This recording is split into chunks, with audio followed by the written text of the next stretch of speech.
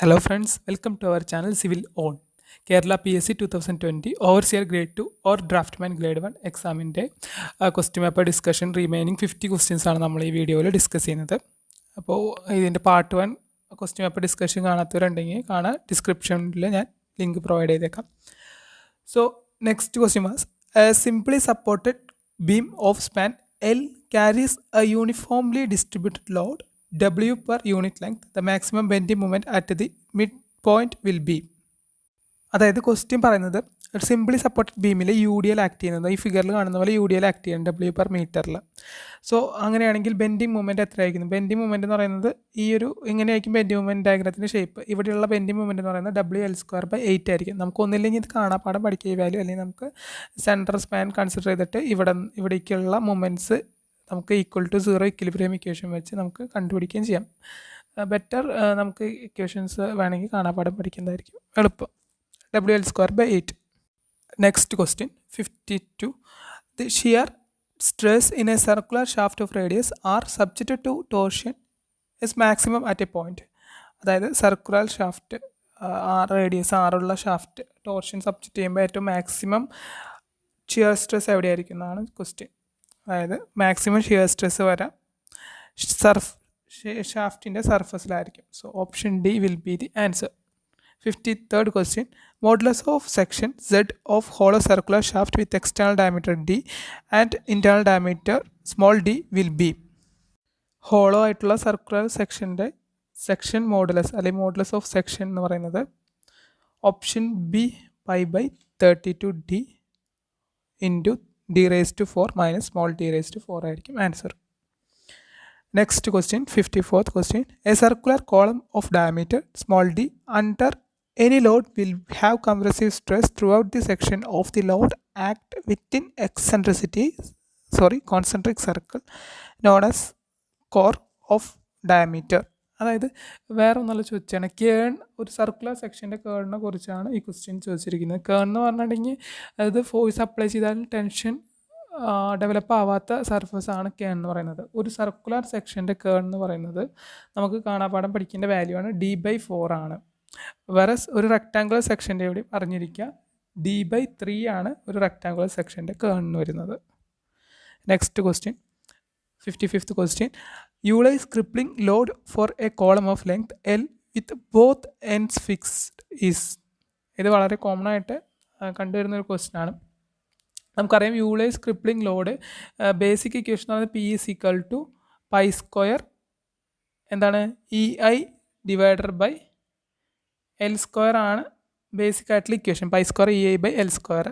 അതിൽ നമുക്ക് എല്ലിൻ്റെ വാല്യൂ സപ്പോർട്ട് കണ്ടീഷൻസ് ചേഞ്ച് ചെയ്യുന്നതിനനുസരിച്ച് മാറിക്കൊണ്ടിരിക്കും. ഇവിടെ ചോദിച്ചിരിക്കുന്നത് എന്താണ്? ബോത്ത് എൻഡ്സ് ഫിക്സഡ് ആണ്. അപ്പോൾ L എന്ന് പറയുന്നത് L = L/2 ആയിരിക്കും. സോ ഇതിവിടെ L/2 സബ്സ്റ്റിറ്റ്യൂട്ട് ചെയ്തിട്ടുണ്ടെങ്കിൽ നമുക്ക് ആൻസർ കിട്ടുക 4π² EI/L² എന്നായിരിക്കും ആൻസർ കിട്ടുക. So option C will be the answer. 56th question. A fixed beam of span L is loaded with central point load W. Bending moment at center will be. ഇതും നേരത്തെ കണ്ട പോലത്തെ ഒരു question ആണ്. ഫിഗറിൽ കാണുന്ന പോലെ തന്നെ ഒരു ഫിക്സഡ് ബീമാണ്. അതിൽ W എന്ന് പറഞ്ഞ ഒരു ലോഡ് ആക്ട് ചെയ്യാണ്, പോയിന്റ് ലോഡ് ആക്ട് ചെയ്യാണ്. അപ്പോൾ ഉണ്ടാകുന്ന ബെൻഡിങ് മൊമെൻറ്റ് സെൻറ്ററിൽ it will be WL/8. WL/8 ആണ് ആൻസർ വരാം. Next question. Maximum deflection at free end of A cantilever of span L under a uniformly distributed load of W per unit length is. അതായത് ചോദിച്ചിരിക്കുന്നത് UDL act ചെയ്യുന്ന ഒരു cantilever ബീമിൻ്റെ maximum deflection എത്രയായിരിക്കുന്നതാണ്. ഇതൊക്കെ കാണാപ്പാടം പഠിക്കാനാണ്. WL/4/8 EI ആണ് answer വരിക. അതുപോലെ ഓരോ കണ്ടീഷൻസിൻ്റെ പഠിച്ചു വയ്ക്കാം. 58th question. The tendency of a material to fracture without appreciable deformation is called. അതായത് ഒരു മെറ്റീരിയലിൻ്റെ പ്രോപ്പർട്ടി പെട്ടെന്ന് ഫ്രാക്ചറായി പോവുക, ഒരു വാണിംഗ് കാണിക്കാതെ പെട്ടെന്ന് ഫ്രാക്ചറായി പോകുന്ന മെറ്റീരിയൽ നമുക്കറിയാം brittleness. Next question 59th question. When A body is fully immersed the point through which the resultant pressure act is known as. ഒരു വെള്ളത്തിൽ ഫുള്ളി ഇമേഴ്സ് ചെയ്തിരിക്കുന്ന ഒരു ബോഡിയിൽ ആക്ട് ചെയ്യുന്ന പ്രഷർ ആക്ട് ചെയ്യുന്ന പോയിന്റ് നമ്മൾ വിളിക്കുക option A total pressure, option B centre of pressure, option C gauge pressure, option D absolute pressure. Centre of pressure ആണ് answer. Next question.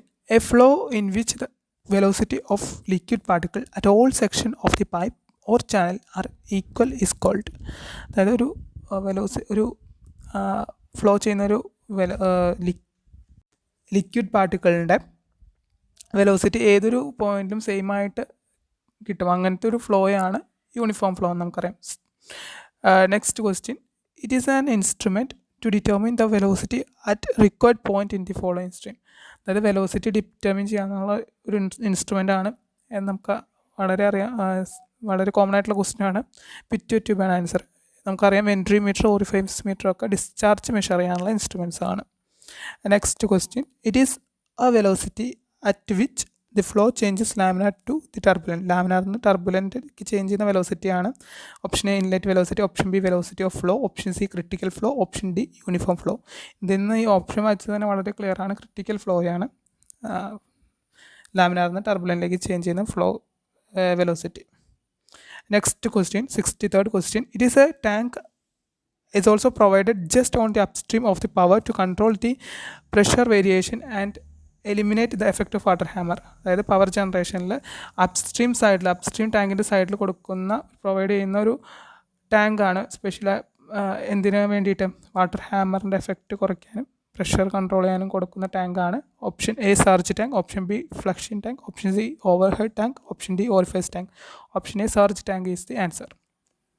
64th question, dash is the ratio of ഇനേഷ്യ force to gravity force.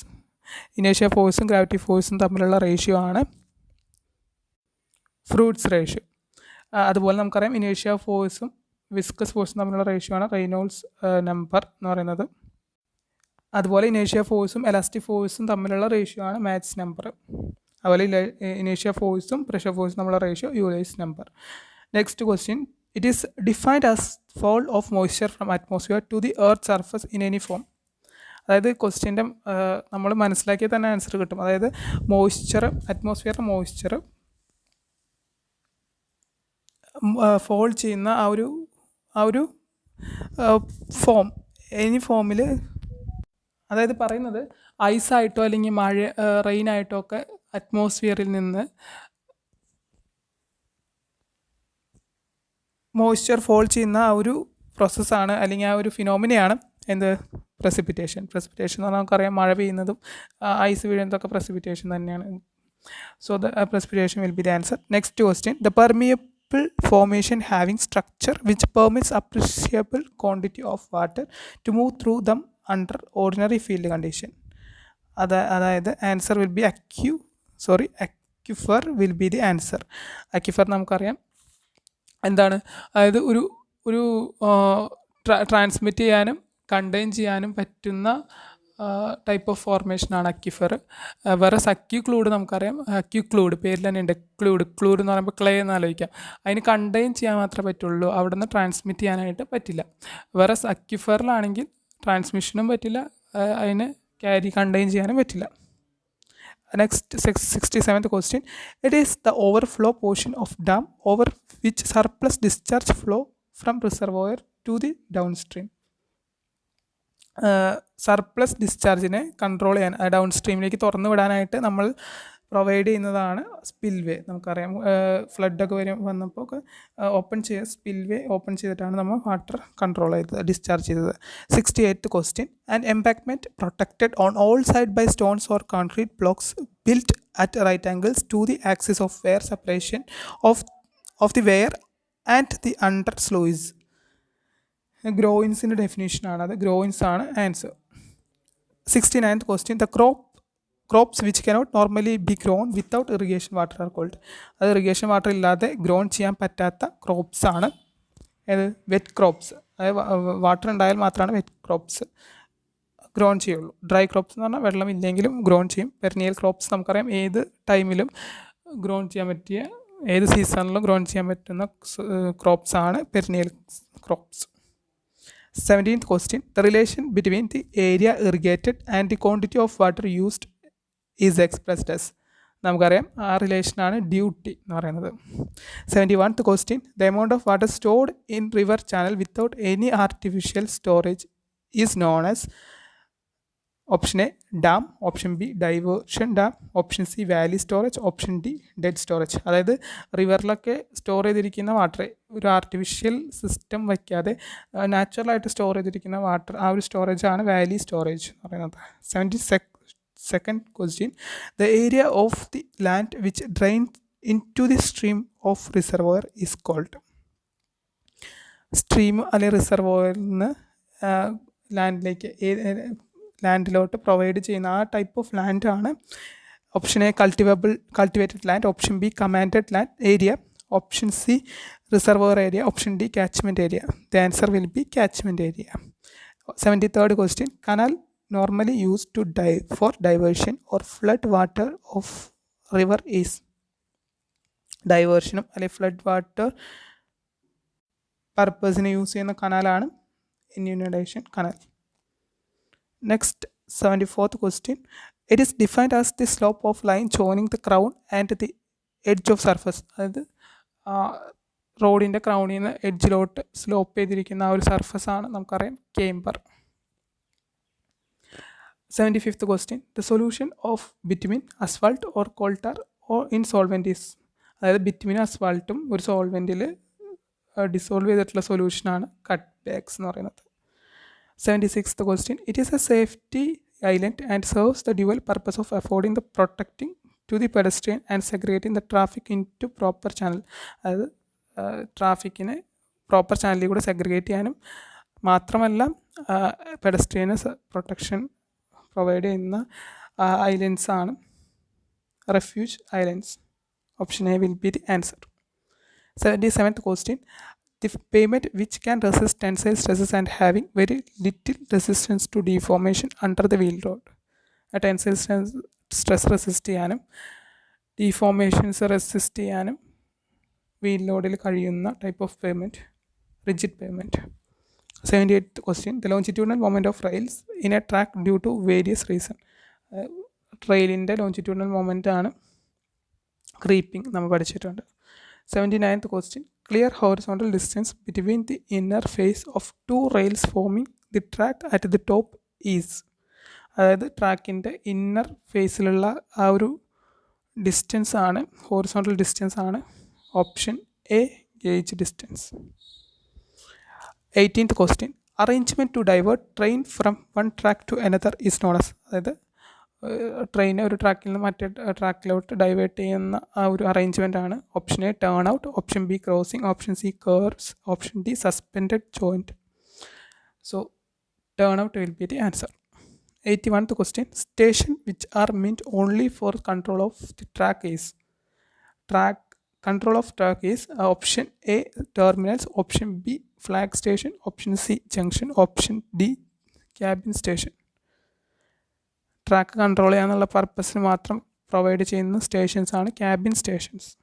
Option next question 82nd question. Paved surface used for landing and take off of aircraft is known as. എയർക്രാഫ്റ്റിൻ്റെ ലാൻഡിങ്ങിനും അതുപോലെ take ഓഫിനും provide ചെയ്തിരിക്കുന്ന surface ആണ് നമുക്കറിയാം, it is runway. 83rd question. Upstream nose of a bridge pier shaped for easy and smooth flow of water through it is known as. Easy water, option B clearance water, option C cut water and option D free water. അപ്സ്ട്രീമിൽ provide ചെയ്യുന്ന bridge nose ആണ് cut water എന്ന് പറയുന്നത്.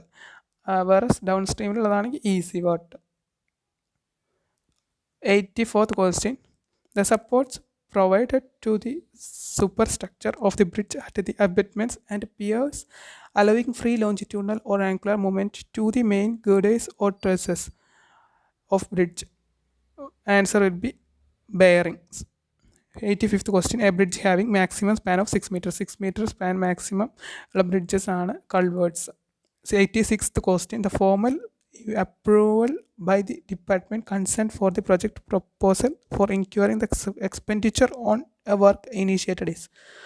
അതായത് department provide ചെയ്യുന്ന approval, അതായത് പ്രൊജക്റ്റിന് approval ചെയ്യുന്ന എക്സ്പെൻഡിച്ചറിൻ്റെ കാര്യത്തിൽ കൊടുക്കുന്ന സാങ്ഷനാണ് അഡ്മിനിസ്ട്രേഷൻ സാങ്ഷൻ.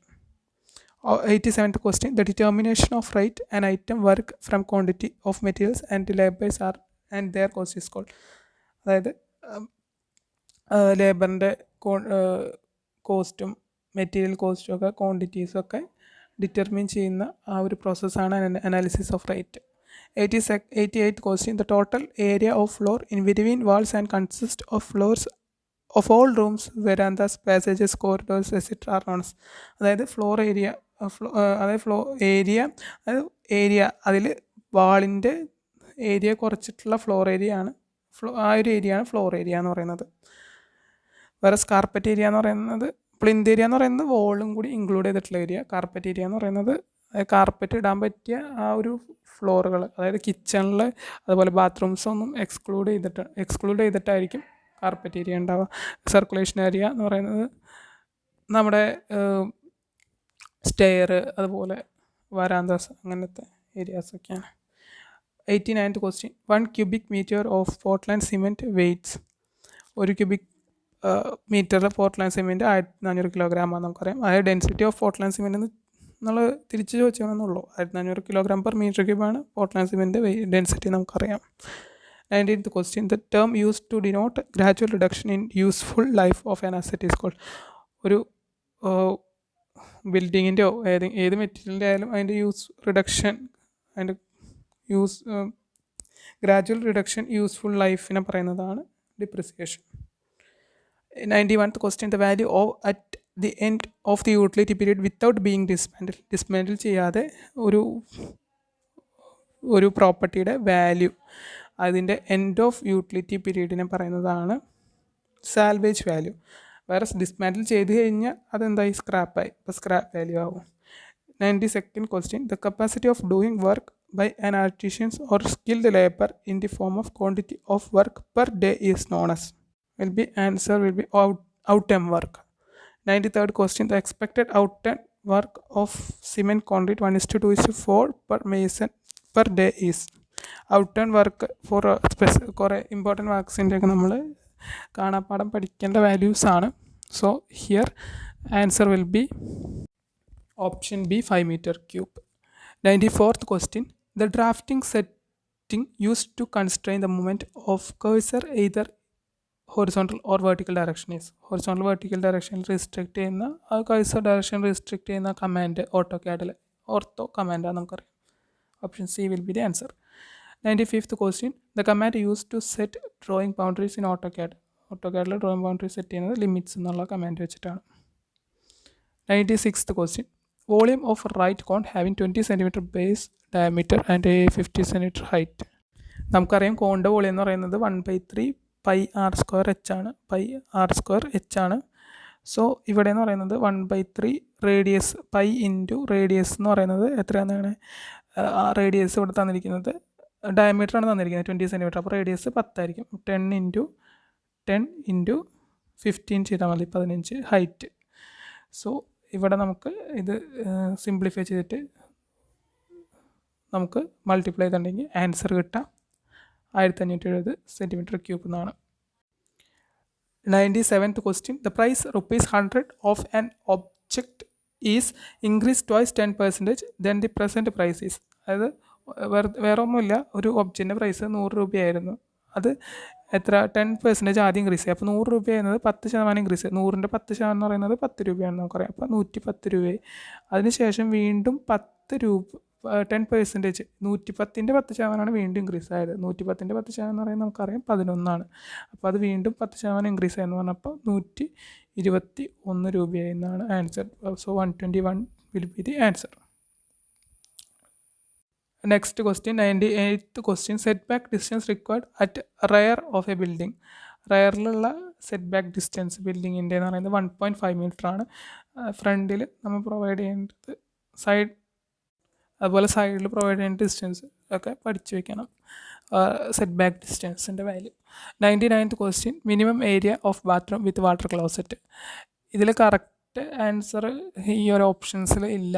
NBCയുടെ പ്രകാരം ബാത്റൂമിൻ്റെ with water closet minimum area പറയുന്നത് 2.8 meter² ആണ്. KMBR ന്യൂ പ്രൊവിഷൻ പറയുന്നത് 2.2 square meter ആണ്. സോ ഇവിടെ കറക്റ്റായിട്ടൊരു ആൻസർ ഇവിടെ ഇല്ല ഈ ഒരു question. Next question, last question, minimum width of ട്രെഡ് without nosing in residential building is. Minimum width of stair ആണ് ചോദിച്ചിരിക്കുന്നത്, ട്രെഡാണ് ചോദിച്ചിരിക്കുന്നത്. 250 സെൻറ്റിമീറ്റർ ആണ് ആൻസർ. അതിൽ ചെറിയൊരു കൺഫ്യൂഷനുണ്ട്. 300 സെൻറ്റിമീറ്റർ കോഡൽ പ്രൊവിഷ്യൻസിൽ KMBR പറയുന്നുണ്ട്. So thank you for watching this video. So ഇനിയുള്ള upcoming overseer എക്സാമിന് വേണ്ടിയിട്ടുള്ള പ്രീവിയസ് ഇയർ ക്വസ്റ്റ്യൻ പേപ്പർ ഡിസ്കഷനായിട്ട് ഇനിയും എത്തുന്നതാണ്. സോ ഇതുവരെ ചാനൽ സബ്സ്ക്രൈബ് ചെയ്യാത്തവരുണ്ടെങ്കിൽ ചാനൽ സബ്സ്ക്രൈബ് ചെയ്യാം. സോ ലൈവ് ഇൻട്രാക്റ്റീവ് ഓൺലൈൻ ആയിട്ട് നമ്മൾ ക്വസ്റ്റ്യൻ പേപ്പർ ഡിസ്കഷനൊക്കെ ചെയ്യാം.